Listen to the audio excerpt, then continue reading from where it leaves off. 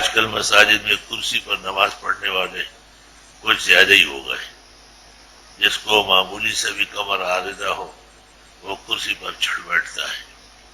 معلوم یہ کرنا ہے کہ وہ کون سے عوارض ہیں جن میں کرسی پر نماز کی اجازت ہے.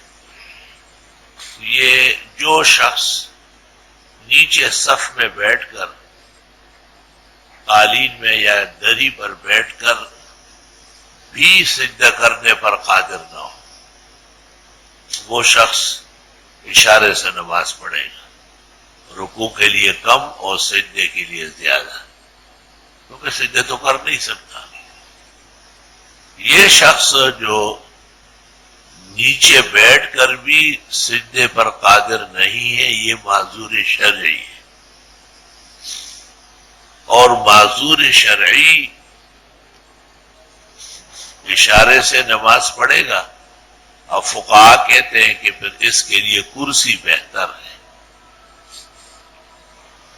اور کرسی پر بیٹھ کر قیام کے وقت آگے نہیں بڑھے گا، بس کرسی پر بیٹھا ہی رہے گا. قیام کے وقت بھی اس کی بیٹھک قائم مقام قیام کے فتاوی شام میں ہے سقط عنہ القیام. دوسری عبارت میں سقط وجوب القیام. اور ابن عابدین کہتے ہیں وعلی ھذا کتب مذہبنا کلھا، مذہب کی تمام کتابوں میں یہ لکھا ہے کہ اس شخص کو جو اشارے سے نماز پڑھتا ہے کرسی کے آگے کھڑا ہونا ناجائز ہے. کرسی پر ہی بیٹھے رہے، اس کی بیٹھک ہے مقام قیام کے. تو پہلا مسئلہ تو یہ ثابت کرنا چاہیے کہ جو نیچے اتر کر کی بھی قدرت سجود نہیں رکھتا وہ شرعی معذور ہے اور مؤمی ہے، اشارے سے پڑھنے کی اس کو اجازت ہے. رکوع کے لیے کم اور سجدے کا اشارہ اس سے زیادہ ہوگا.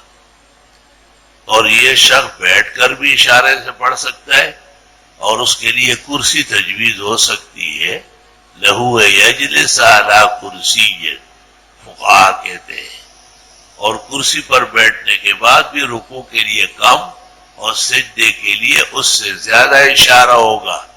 اور قیام کے وقت کرسی کے آگے کھڑے ہونا یہ ناجائز ہے، ناپسندیدہ ہے، خلاف شرع اور فقہ ہے.